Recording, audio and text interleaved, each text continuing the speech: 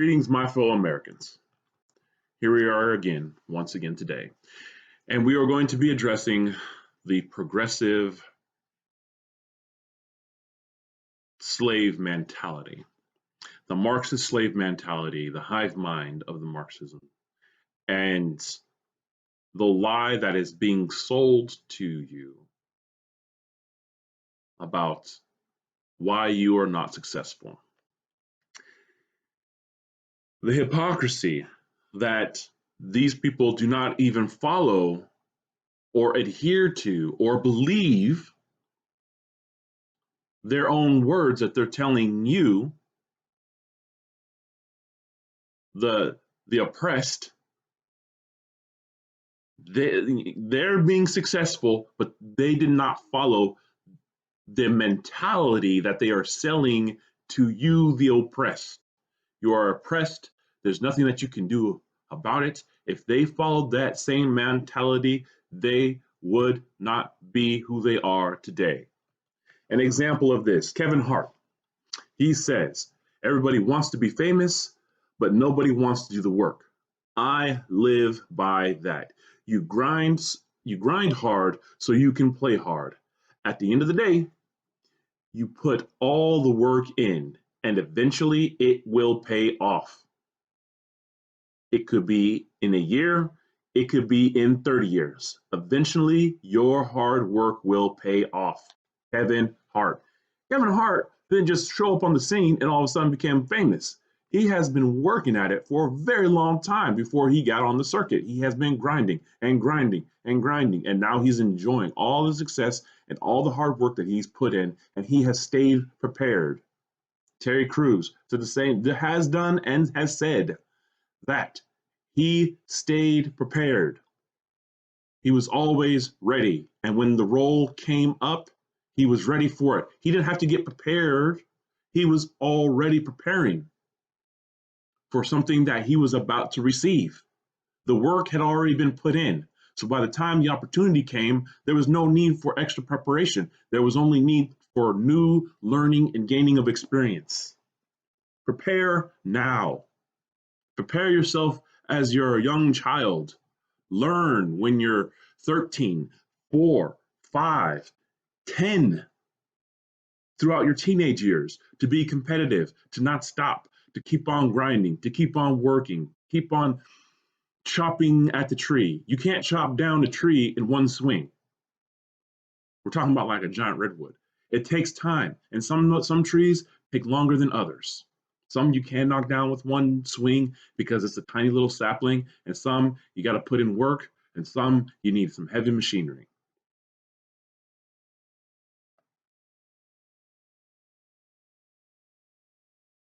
Dwayne "The Rock" Johnson. Have an insane work ethic. As with all forms of success, whether that be in acting or sports, you'll find the people at the top have an insane focus on becoming the best. They outwork, outtrain, and outlearn their rivals. You can be your own rival. Jordan Peterson says, be better today than you were yesterday. If that is your goal, then you will always improve. Outwork their rivals. Your rivals could be you. Your rivals could be racism, could be prejudice, could be bias, could be another person, could be anything. But you have to outwork them, outlearn them, outtrain them. They are incredibly competitive. While being competitive may be unfashionable, their total focus is on being number one. Dwayne Johnson's rivals wake up at 6 a.m. and practice on their lines. Dwayne Johnson wakes up at 4 a.m. and exercises. Rivals may feel working a 12-hour days is more than enough. Dwayne Johnson does 17 hours and still feels there's more to be done. Kevin Hart, same way. Oprah Winfrey. The big secret in life is that there is no big secret. Whatever your goal is, you can get there as long as you are willing to be honest with yourself about the preparation and work involved. There are no back doors, no free rides. There's just you, this moment, and a choice. Oprah Winfrey does not believe that racism and oppression and America is racist is going to hold her down. She is the most successful person that I can think of right now. She's come from wherever she came from, and now she is the top dog. She is the alpha of alpha. She cannot be stopped. She is a force to be reckoned with. She is wealthy. She's not rich. She is wealthy. She pays people. She has her own corporation. She has her own TV network. She has her own uh, printed press, her own magazine. She is a brand. Kevin Hart is a brand. Dwayne The Rock Johnson is a brand. Your job is not always going to fulfill you. There will be some days that you just might be bored. Other days, you might not feel like going to work at all. Go anyway. And remember that your job is not who you are, it's just what you are doing on the way to who you will become. Go anyways.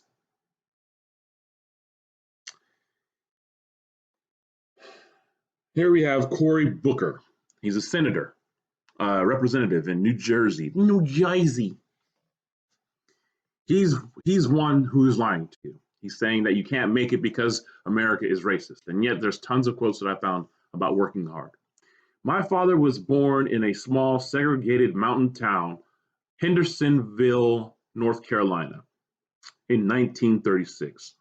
Less than 100 years before his birth, enslaved Black Americans were building Hendersonville's Main Street. The son of a single mother, my dad grew up in poverty. When his mother became too ill to raise him, his grandmother stepped in until she too was no longer able to care for him. And then a local family took him in as their own. With no source of financial support and no tradition of college in his family, my dad never considered going to college. But members of the local community recognized his potential, encouraged him to go.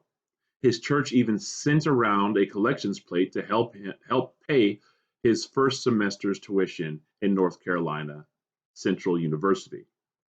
Part-time jobs enabled him to work his way through school.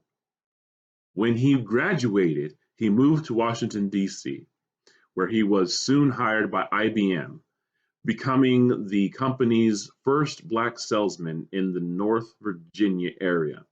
Before long, IBM identified my dad as one of its highest achieving salespeople globally and promoted him to a job in its new office in New York.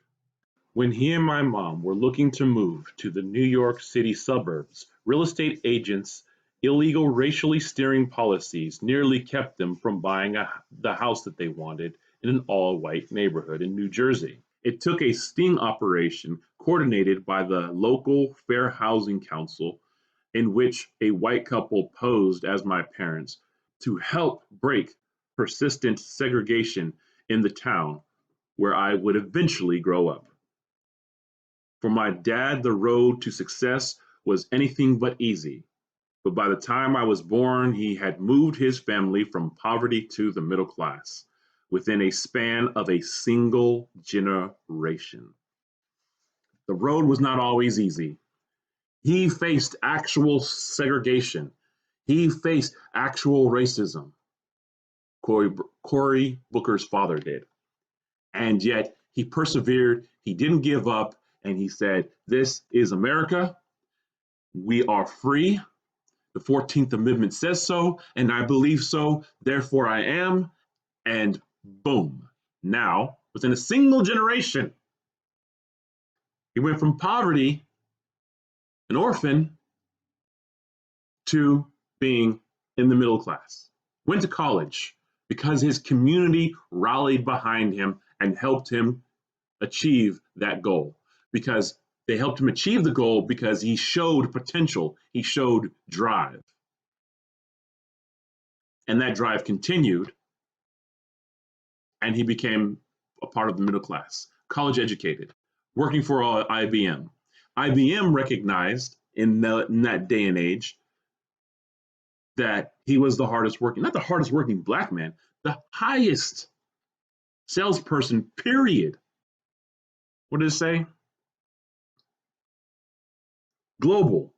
IBM identified my dad as one of its highest achieving salesperson globally.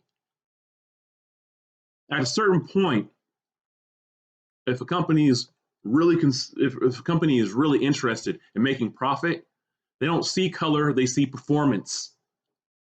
If people see you performing and people see you trying and people see you persevering, they're going to help you out because that's inspirational, regardless of what your color is.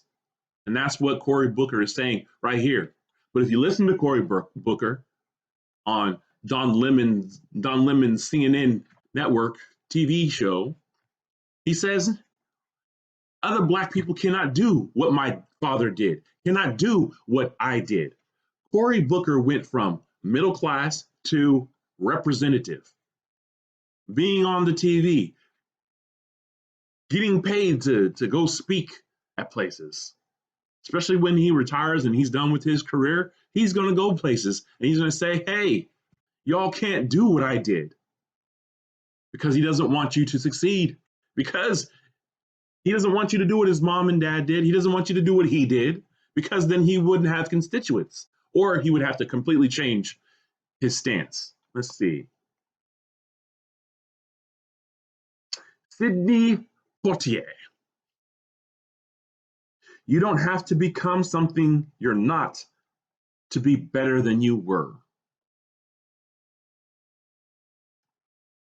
I have mentioned a large part of my father's legacy is the lesson he taught his sons.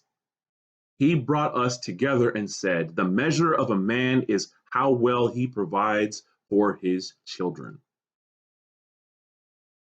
Provides opportunity, provides education, provides financial stability, provides moral stability, provides independence, provides freedom from the shackles of the progressive slave mentality.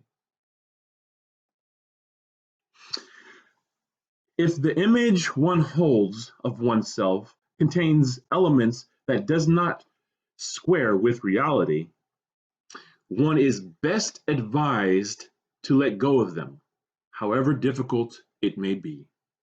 Sidney Poitier.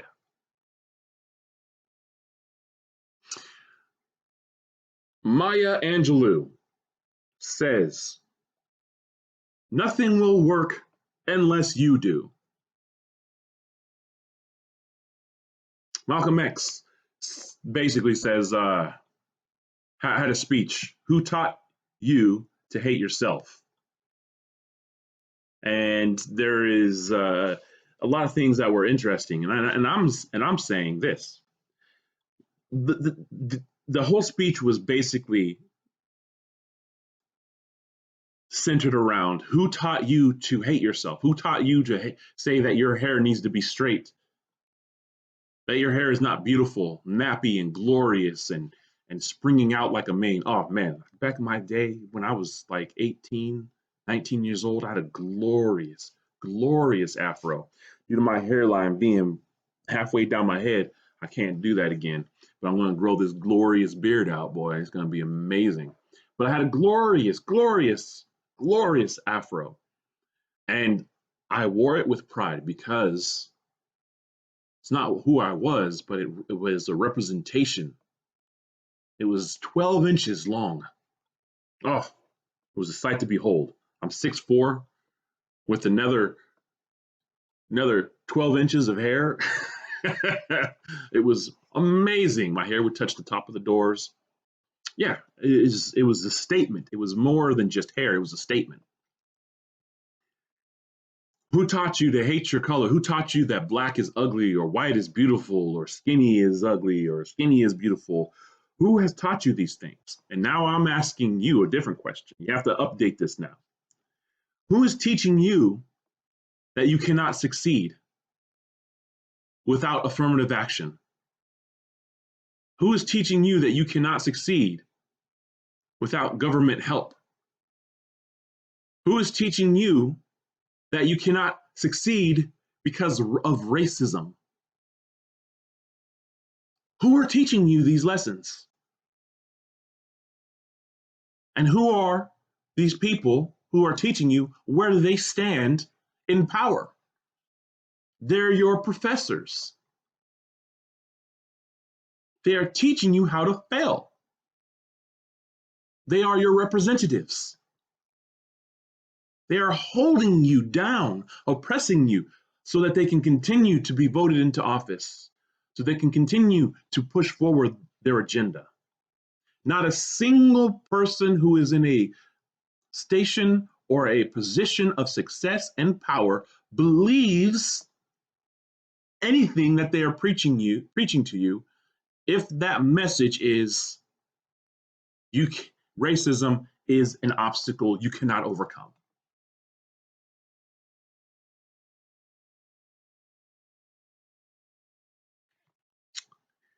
Malcolm X said, "You're not to be so blind with patriotism that you cannot face reality.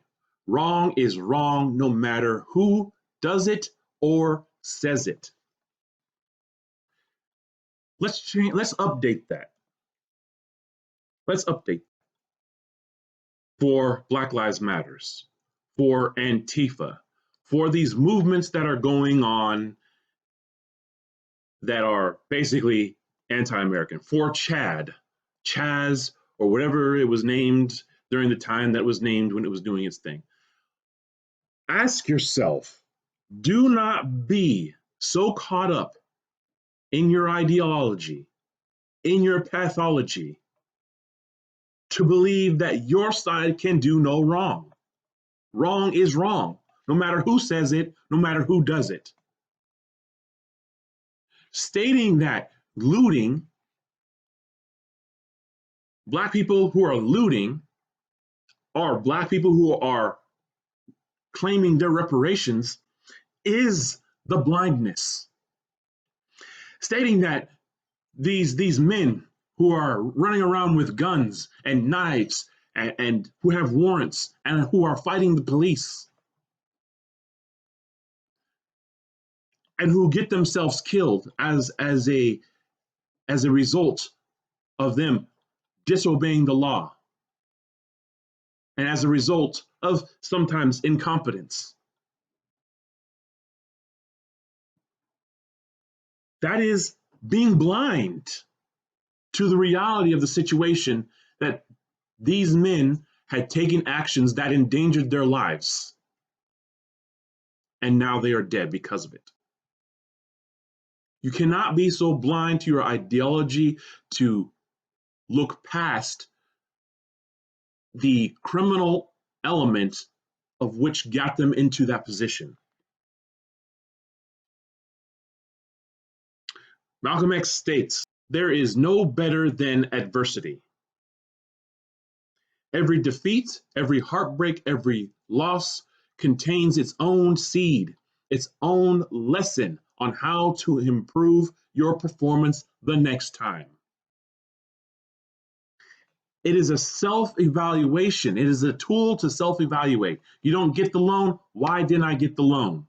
Oh, my credit is 550. What do I need to do to improve my credit? What do I need to do to get that loan? You do those things. It takes however long it takes, 1 year, 30 years, like Kevin Hart said, and you progressively move forward. Every failure is a lesson, even if the lesson is that, yes, that person was prejudiced. So, what do I need to do now to get around this obstacle, to go through this obstacle, to negotiate with this obstacle? Education is our passport to the future. For tomorrow belongs to the people who prepare for it today. Education. We must be educated. We must be well informed. We have to ask questions. We have to challenge what is being taught to us. We have to search the truth. A man who stands for nothing will fall for anything. These are very powerful statements. Malcolm X.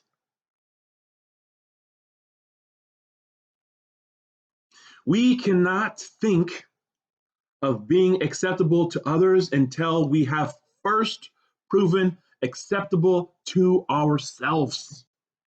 That's why his whole crew was decked out every single time. Tie, dress shirt, uh, um, sports coat, slacks, nice shoes. Same thing with Martin Luther King Jr.'s crew. Same thing with just about every single activist. You look at those guys, they're not dressed disheveled. They're not walking in the middle of the street. They are peacefully walking on sidewalks. They are peacefully seeking out permits to protest and walk up and down these things. They followed every single letter of the law, with the exceptions of the unjust laws. And the unjust laws are those that the state enforces which are not constitutional. Constitutional and Bill of Rights are the standard of just laws. Once a state starts to stray away from those just laws, they become unjust. And once those laws that are unjust become too egregious to stand by and accept, then they are fought. And that's what we must do. These people, they're not fighting any unjust laws. They're not fighting anything. The Black Lives Matter, they're not fighting against unjust laws. They're fighting against individuals who committed crimes. The individual person who was a policeman who committed a crime against another individual. That's what they're protesting. Well, that's what they should be protesting. There's no unjust laws. There's no law that allows policemen to choke a black man out. There's no laws that approve policemen to go shoot a black guy who's just walking through the street. There are no laws that permit that. There are no policies that support that. So what are they fighting against as an unjust law? They're not fighting against anything. They're fighting against made-up ghosts that they produced themselves. These made-up policies, these racist policies. There's not a single racist policy that exists today, with the exception of the 5 deadly sins of oppression: abortion, minimum wage, affirmative action, welfare, and gun control. If you are not ready to die for it, put the word freedom out of your vocabulary.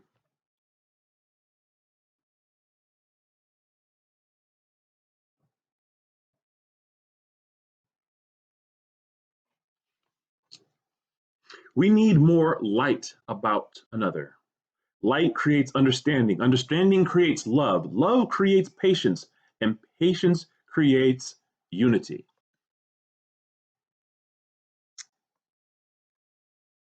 Here is the biggest one here. The media's the most powerful entity on earth.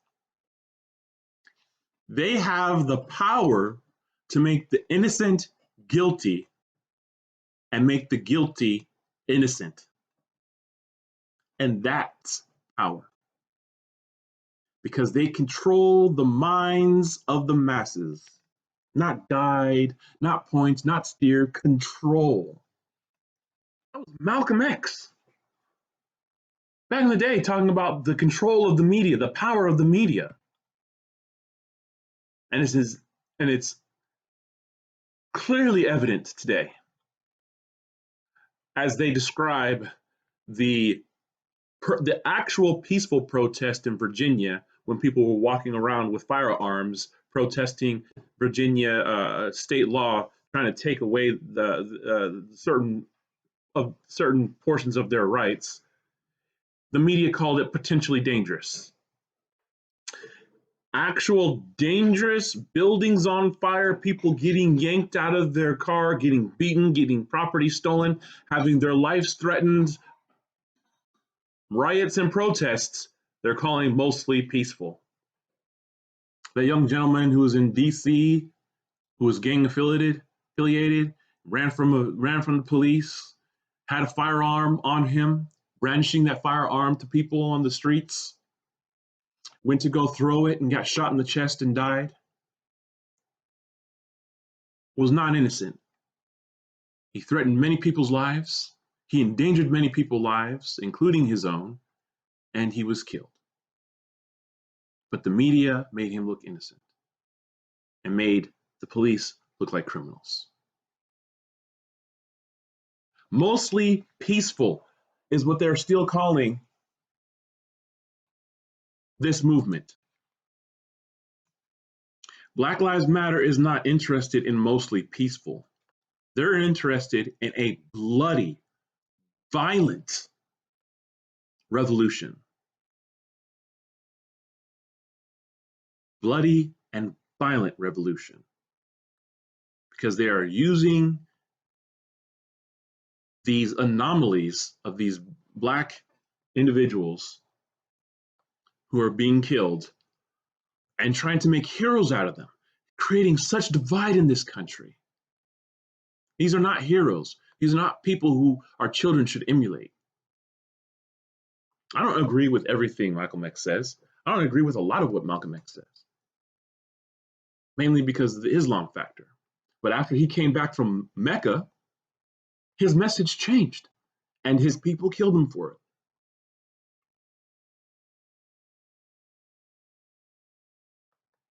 Truth is on the side of the oppressed.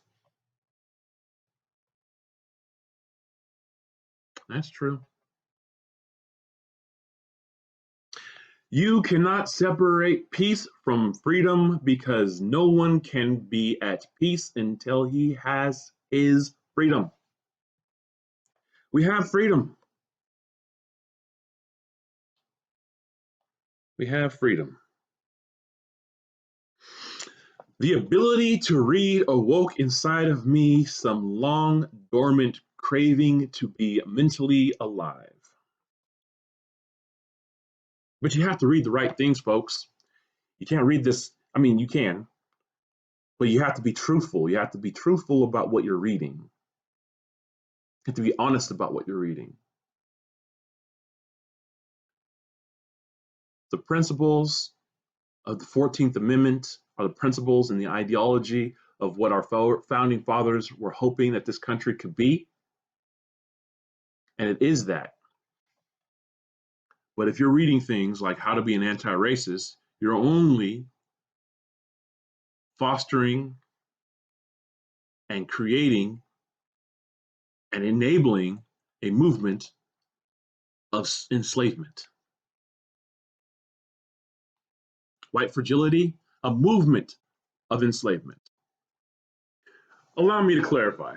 If these books are your guiding lights, if these books are what you're using to center your moral compass, then you are the reason why people are oppressed today. Strength and growing come only through continuous effort and struggle. Ladies and gentlemen, some of the most successful people out there have gone through such ridiculous adversity and hardships. The ones who have longevity have been slapped down, have been oppressed. These are the most stalwart people that you'll ever meet. The Tuskegee Airmen.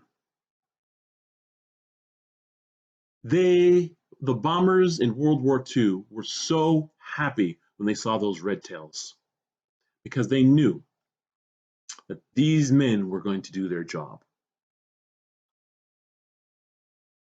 and not go off and try to chase kills, because the Germans would come in, they would have a distracting force, they would fly off.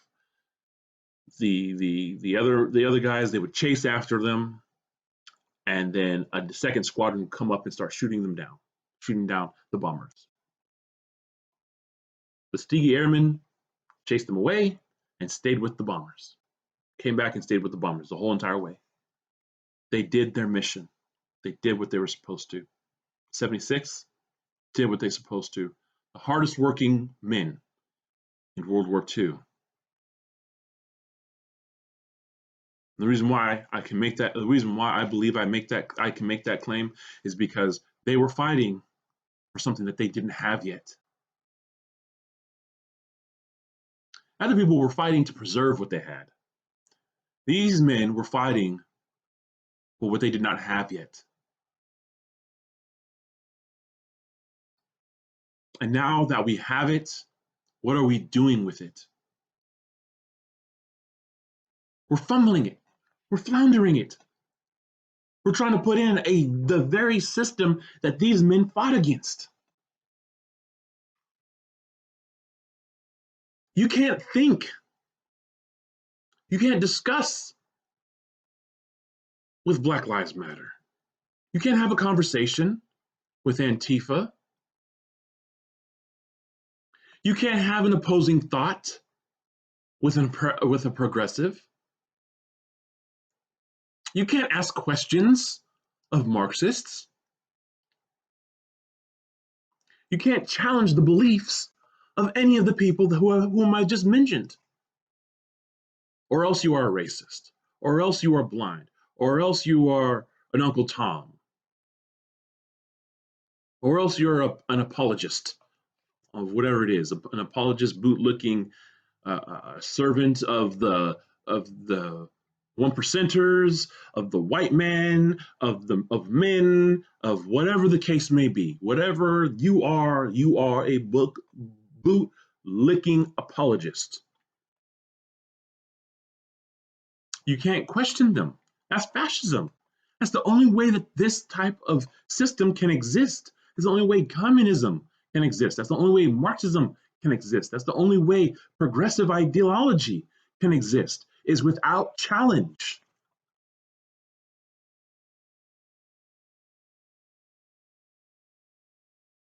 That's not democracy. That's not freedom. That's fascism. That's the very thing that the men of World War II fought against. And what are we as Black Americans doing today? We're falling right in line with the progressive message of slavery. Because we believe that we cannot overcome racism.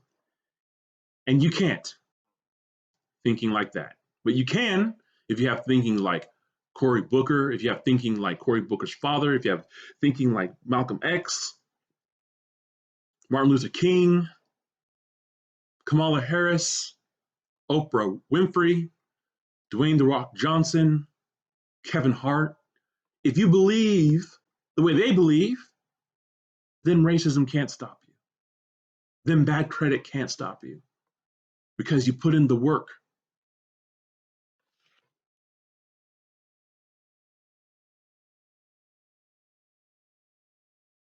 If knocked down, I will get back up every time. I will draw on every remaining ounce of my strength to protect my teammates and accomplish our mission. I am never out of the fight.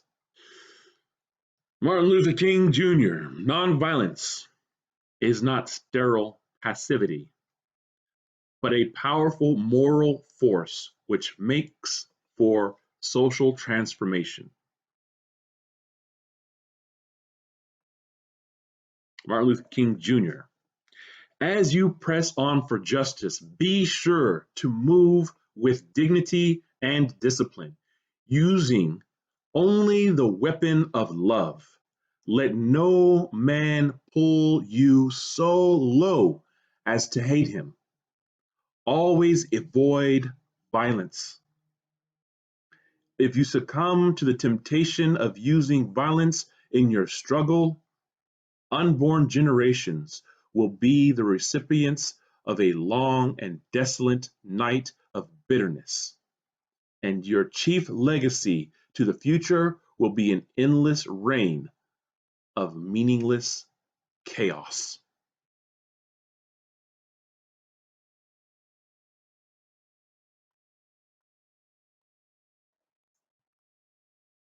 Martin Luther King Jr., 1956.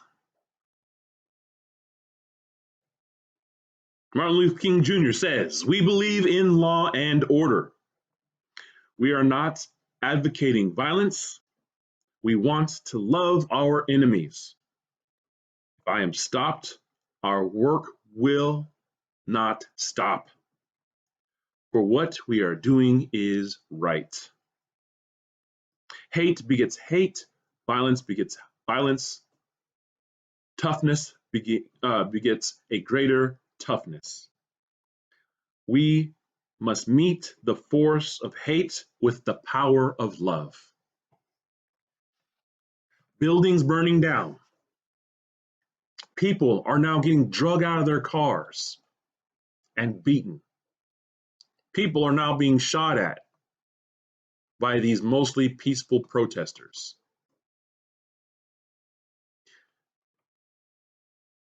There is little, if any, condemnation of these people who are walking amongst your protests.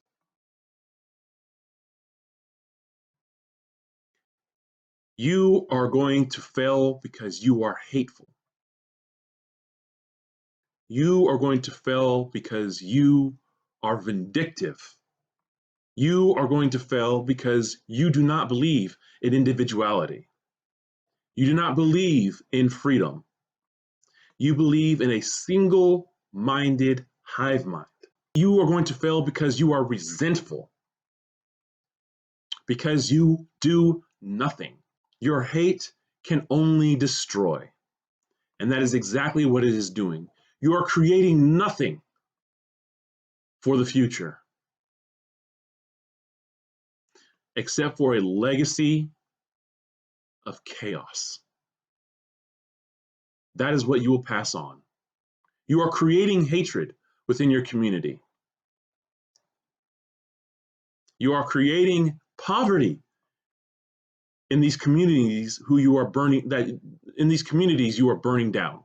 Hate creates hate. Violence creates violence. Toughness creates a greater toughness. We must meet forces of hate with the power of love. Darkness cannot drive out darkness. Only light can do that. Hate cannot drive out hate. Only love can do that. Hate multiplies hate. Violence multiplies violence. And toughness multiplies toughness in a descending spiral of destruction. The chain reaction of evil, hate begetting hate, wars producing more wars, must be broken, or we shall plunge into the dark abyss of annihilation. Nonviolence is the answer to the crucial political and moral question of our time. The need for man to overcome oppression and violence without resorting to oppression and violence. Man must evolve for all human conflict a method which rejects revenge, aggression, and retaliation. The foundation of such a method is love. That was his acceptance speech after he won the Nobel Peace Prize in Stockholm, Sweden, 1964, when racism was racism, when there was Jim Crow law. We had a black man receiving the Nobel Prize in Sweden, pretty much an all-white country. Folks are ridiculous. Barack Obama, keep exploring, keep dreaming, keep asking why. Don't settle for what you already know. Never stop believing in the power of your ideas, your imagination, your hard work to change the world. But yet, this is the creed that President Barack Obama followed. This is the idealism that he followed. But what is he teaching you? That racism is an insurmountable obstacle that you can't overcome? If you are walking down the right path and you are willing to keep walking, eventually you will make progress. Barack Obama. Here we go. If you work hard and meet your responsibilities, you can get ahead no matter where you come from, what you look like, or who you love. That's powerful. But what is he teaching? What are the progressives teaching? What is Black Lives Matter preaching? Racism is an insurmountable obstacle and the reason for our plight. So we need to give you more welfare.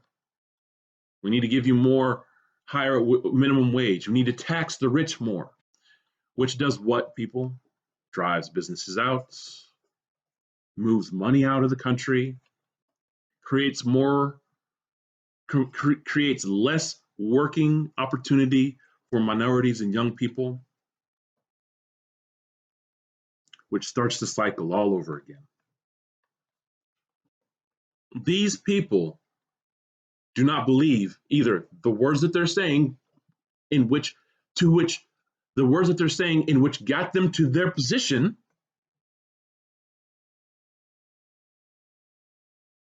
or they're just selling you a bunch of BS.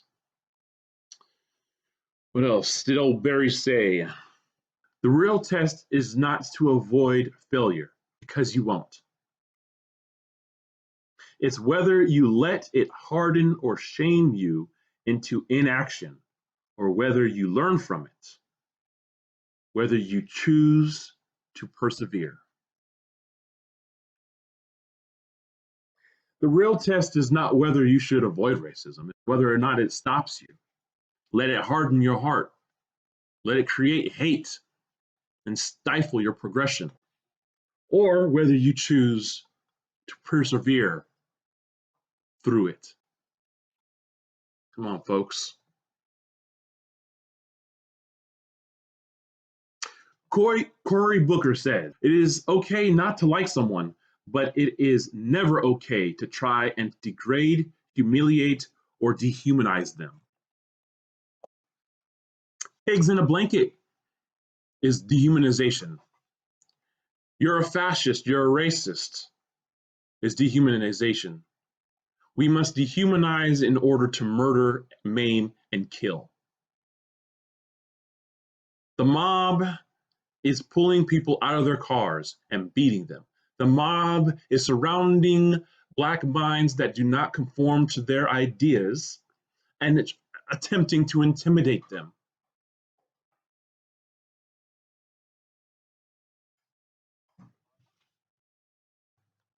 It is never okay, according to Cory Booker. No matter what, we always have the power to choose hope over despair, engagement over apathy, kindness over indifference, love over hate.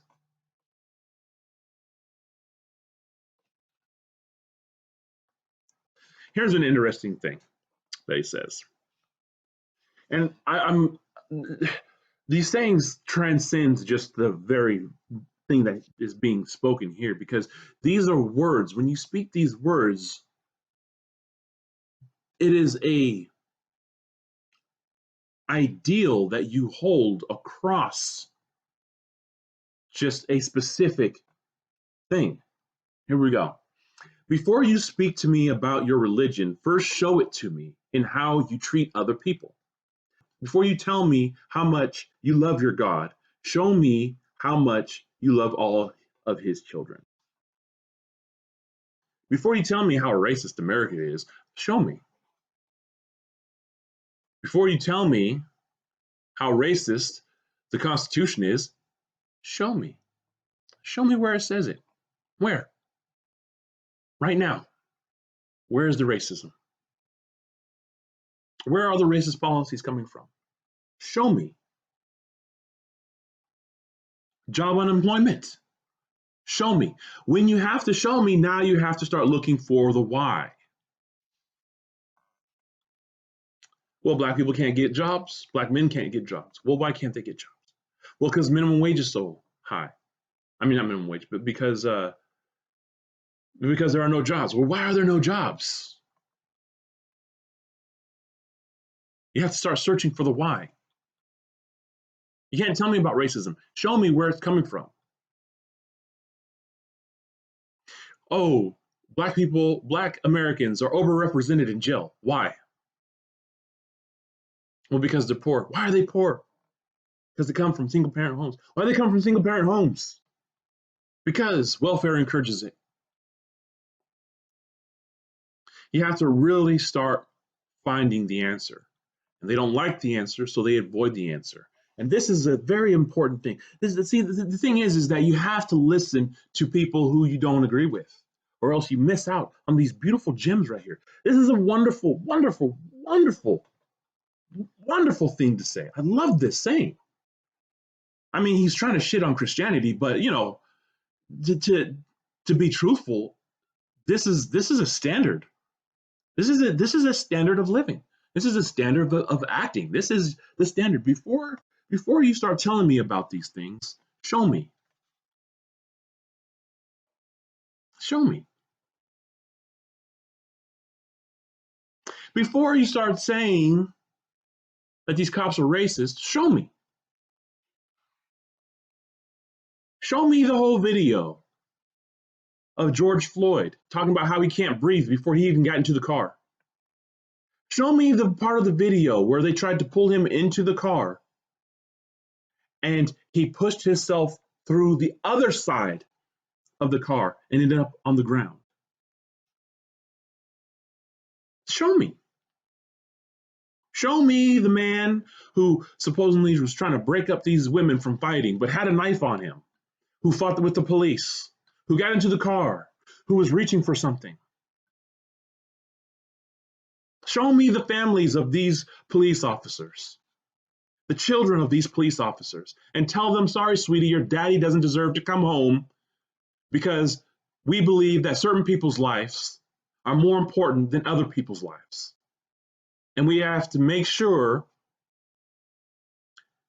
above and beyond a reasonable doubt, after shots are fired, or your daddy is stabbed, or your son is stabbed, or your son is shot, then he can take action.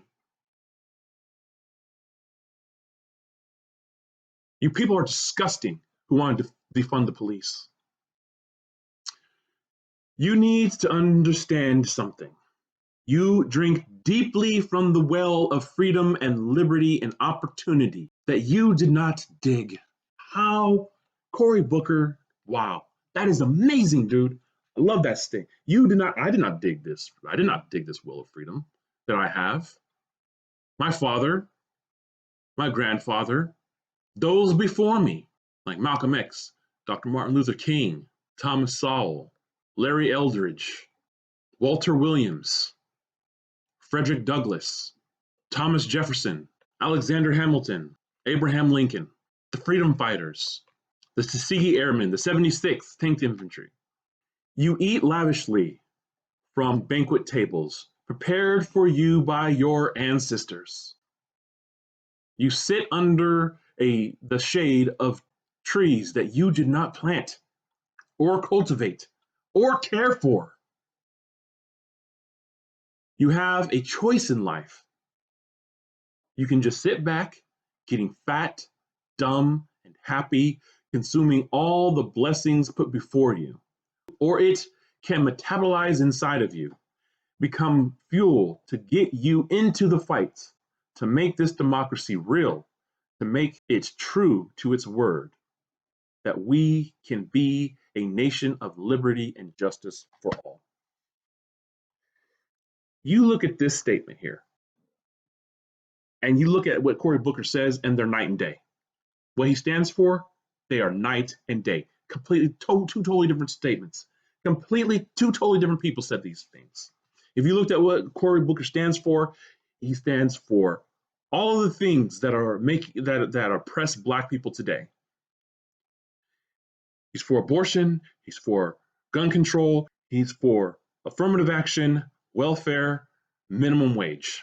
The five deadly sins of oppression he stands for. Nothing in that statement, nothing in that statement supports any of those ideas. But yet, it is a beautiful, beautiful thing. You did not create this freedom. Unless you serve this country, unless you have educated yourself, unless you know what the 14th Amendment stands for, unless you know your Bill of Rights, you're dumb, fat, and you're not happy. These children who are on these streets burning down buildings and violating people's liberties and violating people's property and tearing down the foundation of society. They have done nothing for this country. I have served 20 years for this country. I have sacrificed my family time. I'm not looking for applause. I'm not looking for good jobs. I'm not looking for likes. I'm not looking for even recognition. I'm just stating facts of what I have done. What have you done? What do you know about the history of America? Not Black history. Black history doesn't exist because Black history is American history. It's all American. The moment we can stop segregating ourselves by name, by history, by color, by spirit, is the moment that the realization of our founding fathers will be met and we will be united in a way that no other country can rival. May we all, as a nation of believers, fight for the achievement of America. May we make sacrifices worthy of those proud men and women who fought for us, labored for us, bled soil from the beaches of Normandy to the fields of Gettysburg for us. Iraq, Afghanistan, Kuwait, Vietnam, Korea, Somalia, Guam, and all the other places that our forces have ensured and fought for our freedom and safety.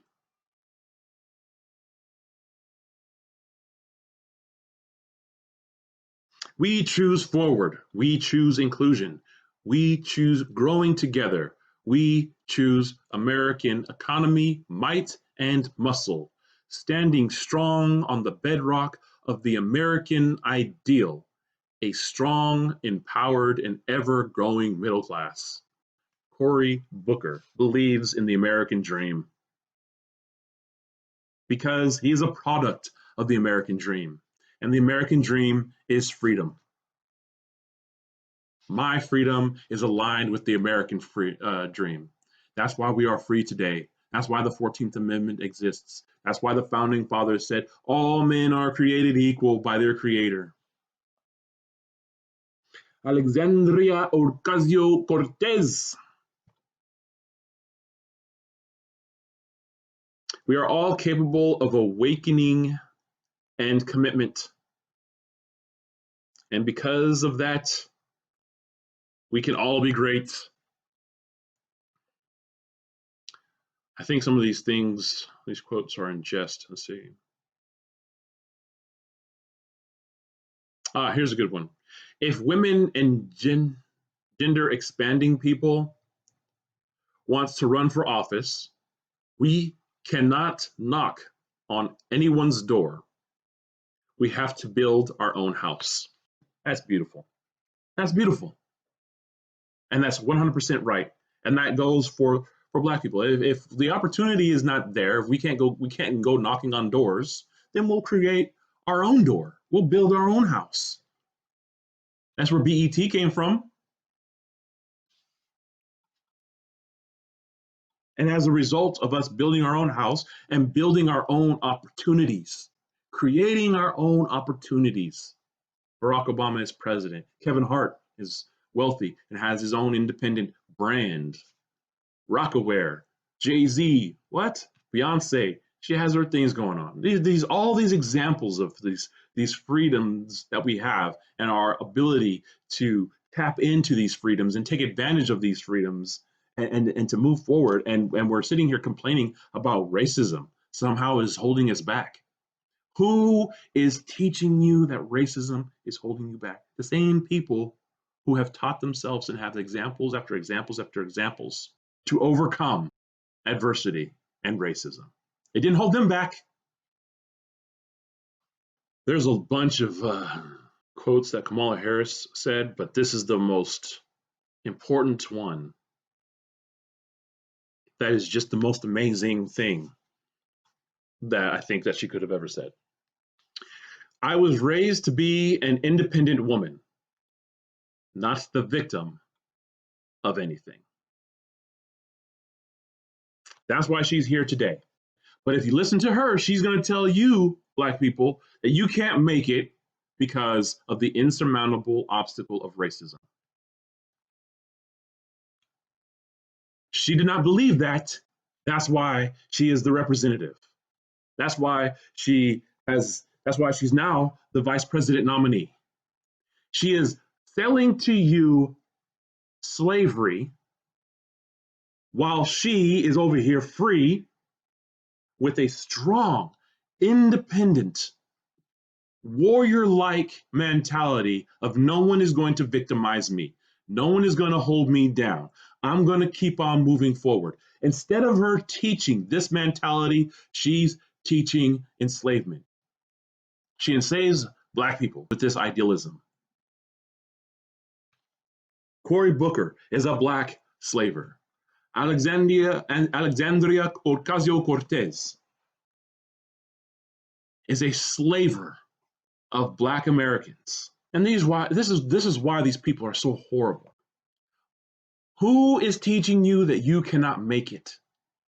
Are the same people who are teaching you that you cannot make it adhere to the same doctrines that they are teaching? Or are they adhering to a different set of doctrines for success? My fellow Americans, we can no longer stand by idle and allow these people to enslave us and allow these people to continue to lie to us. We must open up our eyes. We must be well informed, and we must move forward. Thank you, and God bless.